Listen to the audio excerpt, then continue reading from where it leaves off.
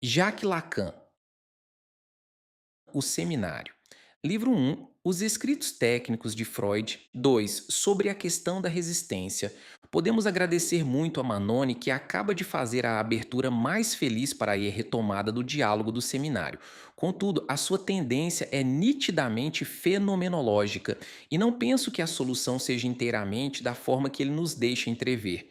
Ele mesmo sentiu isso, mas é bom ter colocado a questão como o fez, falando de um mecanismo interpessoal, embora a palavra mecanismo seja, no caso, apenas aproximativa. Freud explica, a propósito de Lucier, que ele recorria à pressão das mãos quando só obtinha uma hipnose incompleta. Diz em seguida ter cessado de se preocupar com esse assunto e ter mesmo renunciado a obter do sujeito, segundo o método clássico, a resposta para uma questão: Você dorme? Porque tinha o desgosto de ouvir responder: Mas não durmo absolutamente, o que o colocava numa situação muito embaraçosa. Ele explica, de um modo ingênuo e encantador, que era levado a persuadir o sujeito de que não falava do mesmo sono e que este devia estar assim mesmo um pouco adormecido. Nos confins da mais perfeita ambiguidade, diz muito nitidamente que tudo aquilo o colocava num grande embaraço, de que só se livrou no dia em que não se preocupou mais, mas manteve a pressão das mãos, seja sobre a testa, seja de cada lado da cabeça, e convidava ao mesmo tempo o paciente a se concentrar sobre a causa do sintoma. Era um estado intermediário entre o diálogo e a hipnose. Os sintomas eram tratados um a um, em si mesmos, afrontados diretamente como problemas propostos. Sob as mãos de Freud, o paciente era assegurado de que as lembranças que iam se apresentar eram as que estavam em causa e que só tinha de se fiar nisso. E Freud acrescentava o detalhe de que seria no momento em que levantasse suas mãos, mímica do levantamento da barreira, que o paciente se tornaria perfeitamente consciente e só teria de tomar o que se apresentasse ao seu espírito para estar certo de segurar o bom fio da meada. É bastante notável que esse método se tenha mostrado, para o caso que Freud nos traz, perfeitamente eficaz. Com efeito, o caso de Lucy R. tão bonito foi inteiramente resolvido, e com uma facilidade que tem a beleza das obras dos primitivos. Em todo novo que se descobre, há um acaso feliz, uma feliz conjunção dos deuses. Com Ana O, ao contrário, estamos diante de um longo trabalho de elaboração que se apresenta com toda a animação e espessura dos mais modernos casos de análise, apesar do método empregado. Muitas vezes toda a série de eventos, toda a história é revivida, reelaborada. Trata-se de uma obra de grande alcance que dura quase um ano.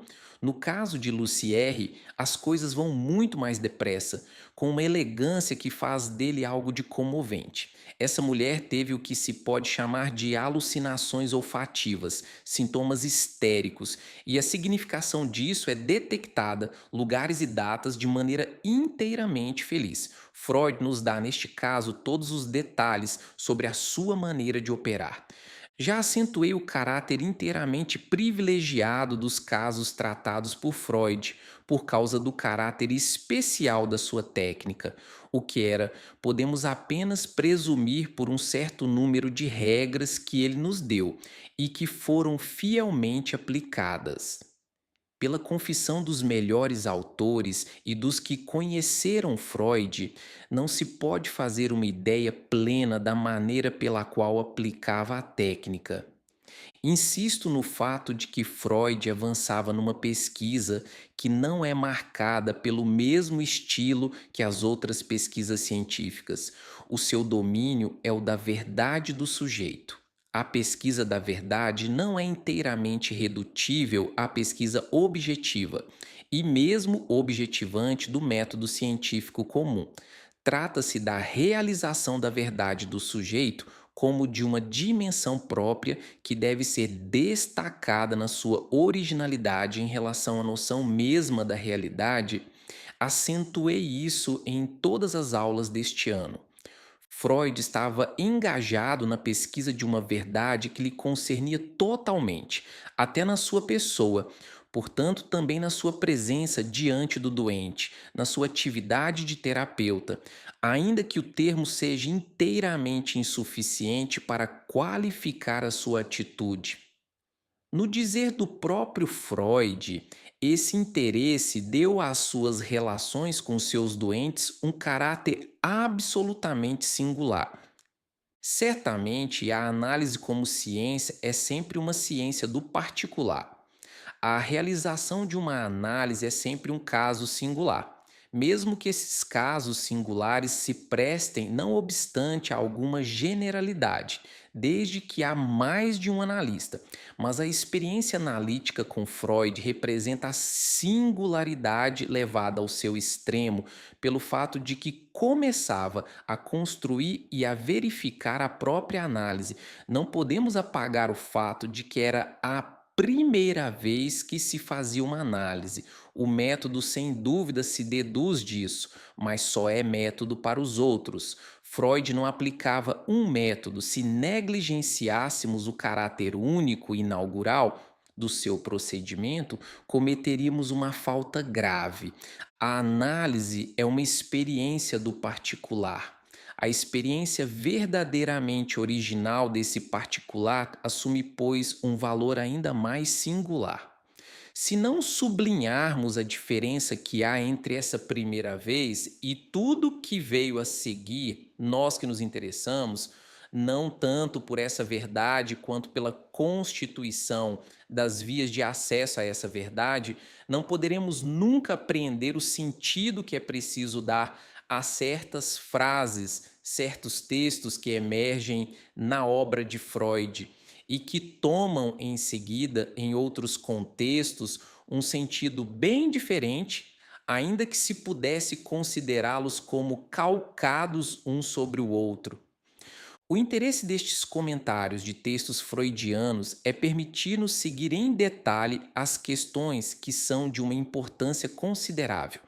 Elas são numerosas, insidiosas, para falar propriamente, o tipo mesmo de questão que não há quem não se preocupe em evitar, para se fiar numa ladainha, numa fórmula esquemática, abreviada, imaginada. O que há de chocante na passagem invocada é que ela decola da metáfora pseudoanatômica evocada quando Freud fala das imagens verbais deambulando ao longo dos condutores nervosos. Aqui, o que se estratificou em volta do núcleo patógeno evoca um maço de documentos, uma partitura com vários registros. Essas metáforas tendem invencivelmente a sugerir a materialização da palavra, não a materialização mítica dos neurologistas, mas uma materialização concreta. A palavra se põe a correr em folheto manuscrito impresso. A metáfora da página branca do palimpsesto, por sua vez, também aparece. Veio desde então a pena de mais de um analista. Aqui se apresenta a noção de vários estratos longitudinais, quer dizer, de vários fios de discurso. Imaginamo-los no texto que os materializa sob a forma de feixes literalmente concretos. Há uma corrente de palavras paralelas e estas se alargam num certo momento para envolver esse famoso núcleo patógeno, que também ele é uma história, afastam-se dele para incluí-lo e se encontram um pouco mais longe. O fenômeno da resistência ele está situado exatamente aí. Há dois sentidos, um sentido longitudinal e um sentido radial. A resistência se exerce no sentido radial, quando queremos nos aproximar dos fios que estão no centro do feixe. Ela é a consequência da tentativa de passar dos registros exteriores para o centro. Uma força de repulsão positiva se exerce a partir do núcleo recalcado, e quando nos esforçamos para atingir os fios do discurso que estão mais próximos dele, experimentamos resistência. Freud chega mesmo a escrever que a força de resistência é inversamente proporcional à distância em que nos encontramos do núcleo recalcado. Não acredito que seja a frase exata, mas ela é muito surpreendente. torna evidente a materialização da resistência, tal como a aprendemos ao longo da experiência, e precisamente no discurso do sujeito. Para saber onde isso se passa, onde está o suporte material biológico, Freud toma, sem mais, o discurso como uma realidade enquanto tal, uma realidade que está lá, maço, feixe de provas, feixe de discursos justapostos que se recobrem uns aos outros, se seguem, formam uma dimensão, uma espessura, um dossiê. Freud não dispunha ainda da noção de suporte material da palavra isolado como tal. Nos nossos dias, teria tomado como elemento da sua metáfora a sucessão de fonemas que compõem uma parte do discurso do sujeito.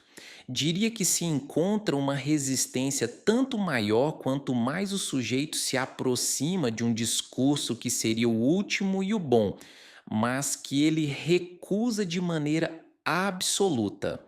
No esforço de síntese que fazemos, o que talvez não seja posto em relevo é uma questão que, tratando-se da resistência, está, entretanto, em primeiro plano: a questão das relações do inconsciente e do consciente. Será que a resistência é um fenômeno que só se passa na análise?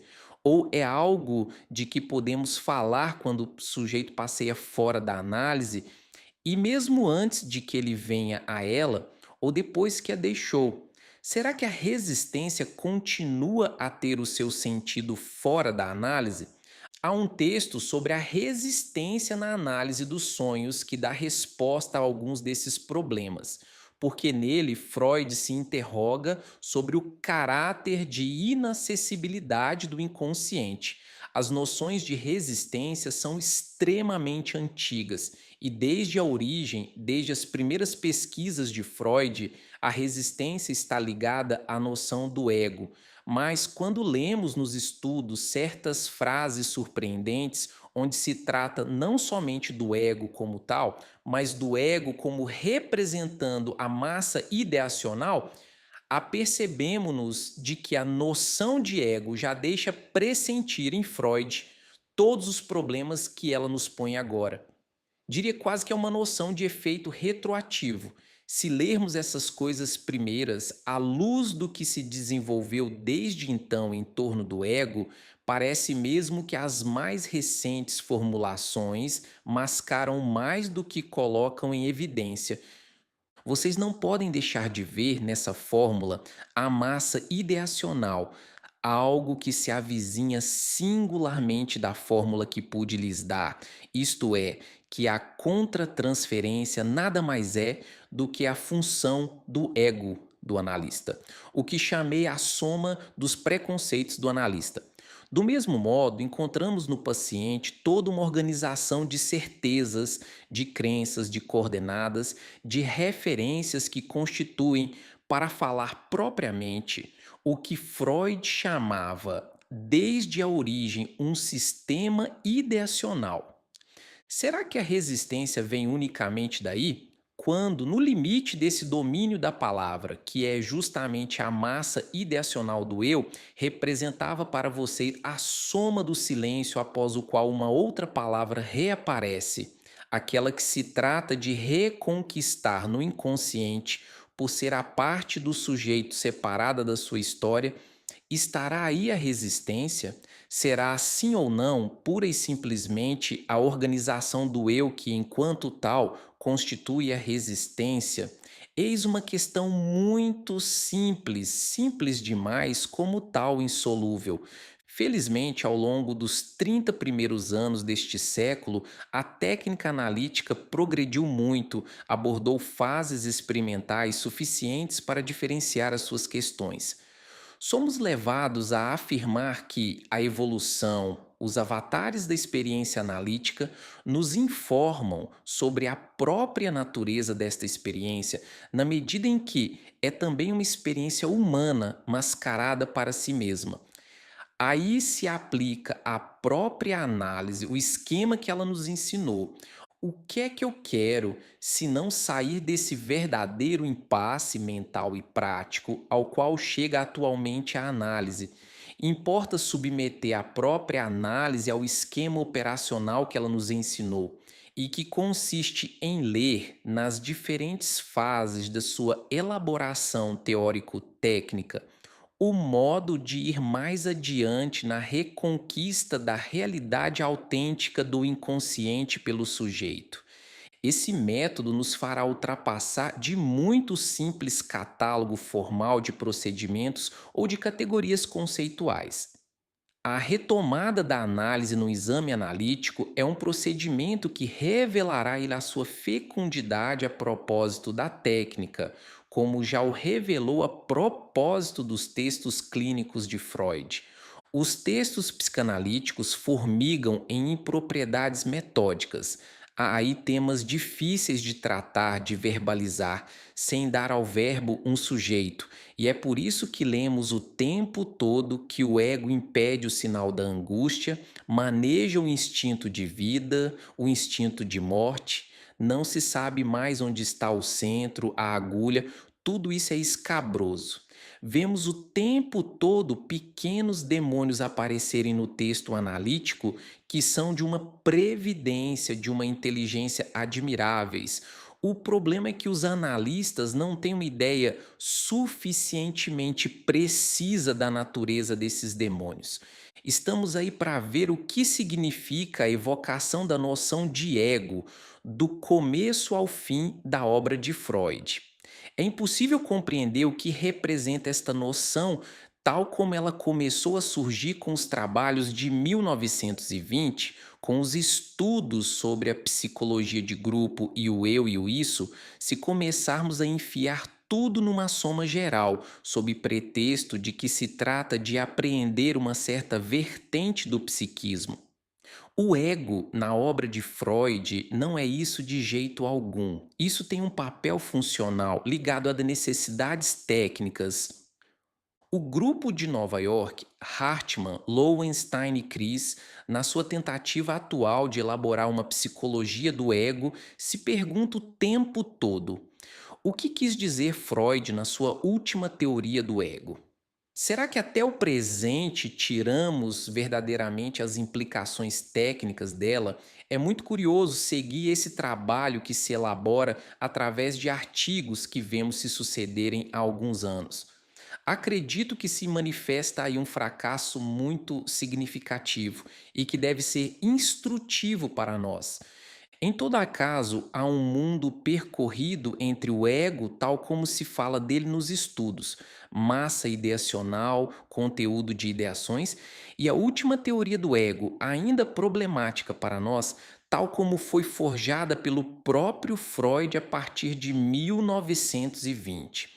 Como veio à luz, essa última teoria do ego é o ponto extremo da elaboração teórica de Freud, uma teoria extraordinariamente original e nova. Entretanto, ela se apresenta como se tendesse com todas as suas forças a reencontrar a psicologia clássica. As duas coisas são verdadeiras. Essa teoria faz a psicanálise entrar na psicologia geral. E, ao mesmo tempo, traz uma novidade sem precedentes. Paradoxo que seremos levados a colocar em destaque aqui, seja prosseguindo com os escritos técnicos, seja abordando o mesmo problema com os escritos de Schreber. O que é dado como a célula germinal da observação analítica é a noção de reencontro e de restituição do passado. Freud, até o fim da sua obra, até as últimas expressões do seu pensamento, mantém sempre no primeiro plano essa noção do passado, sob mil formas e, sobretudo, sob a forma da reconstrução. Quanto ao fato de que os trabalhos anatômicos de Freud possam ser considerados êxitos sancionados como tal, é notável. Em compensação, quando se pôs a operar no plano fisiológico, parece ter manifestado um certo desinteresse. É uma das razões pelas quais não aprofundou o alcance da descoberta da cocaína. A sua investigação fisiológica foi frouxa porque ficou muito perto da terapêutica. Freud ocupou-se da utilização da cocaína como analgésico e deixou de lado o seu valor anestésico. Mas, enfim, estamos aí a evocar um traço da personalidade de Freud. Podemos, sem dúvida, nos colocar a questão de saber se ele se reservava para um destino melhor, mas chegar ao ponto de dizer que orientar-se em direção à psicopatologia foi para ele uma compensação, acredito que é um pouco excessivo. Se lermos os trabalhos publicados sob o título O Nascimento da Psicanálise e o primeiro manuscrito reencontrado, onde figura a teoria do aparelho psíquico, perceberemos que ele está na via da elaboração teórica do seu tempo sobre o funcionamento mecanicístico do aparelho nervoso, e todo mundo o reconheceu. Há que se espantar, ainda menos com o fato de que ali se misturem metáforas elétricas, mas também não se pode esquecer que é no domínio da condução nervosa que, pela primeira vez, a corrente elétrica foi experimentada, sem que se soubesse qual seria o seu alcance. Acredito que é preciso ser extremamente prudente. Não podemos manejar com tanta facilidade a nossa técnica. Quando falo de analisar a obra de Freud, é para nisso proceder com toda a prudência analítica. Não se deve fazer de um traço de caráter uma constante da personalidade, e menos ainda uma característica do sujeito. Pensar que a carreira de Freud foi uma compensação ao seu desejo de poder e mesmo a sua franca megalomania, acredito que é ir longe demais. O drama de Freud, no momento em que descobre a sua via, não pode se resumir assim. Não obstante, aprendemos suficientemente na análise para não nos sentirmos obrigados a identificar Freud sonhando dominar o mundo a Freud iniciador de uma verdade nova. Há, pois, uma vontade de dominação mais forte na dominação da resistência a vencer do que na supressão pura e simples dessa resistência, sem que se possa tirar daí a conclusão de que Freud tenha querido dominar o mundo. Tratar-se-ia de dominação na experiência de Freud. Sempre faço reservas sobre muitas coisas que não estão indicadas na sua maneira de proceder. O seu intervencionismo, em particular, nos surpreende se o comparamos a certos princípios técnicos aos quais atribuímos agora importância. Mas não há nesse intervencionismo nenhuma satisfação em ter obtido a vitória sobre a consciência do sujeito, ao contrário do que acontece nas técnicas modernas, que colocam toda a ênfase sobre a resistência. Em Freud, vemos uma atitude mais diferenciada, quer dizer, mais humana. Ele nem sempre define o que agora se chama interpretação da defesa, mas no final das contas, a interpretação do conteúdo desempenha em Freud o papel de interpretação da defesa. Tentar-lhes-ei mostrar por que viesse apresenta o perigo de um acossamento do sujeito pelas intervenções do analista. É muito mais manifesto nas técnicas ditas modernas do que nunca foi em Freud.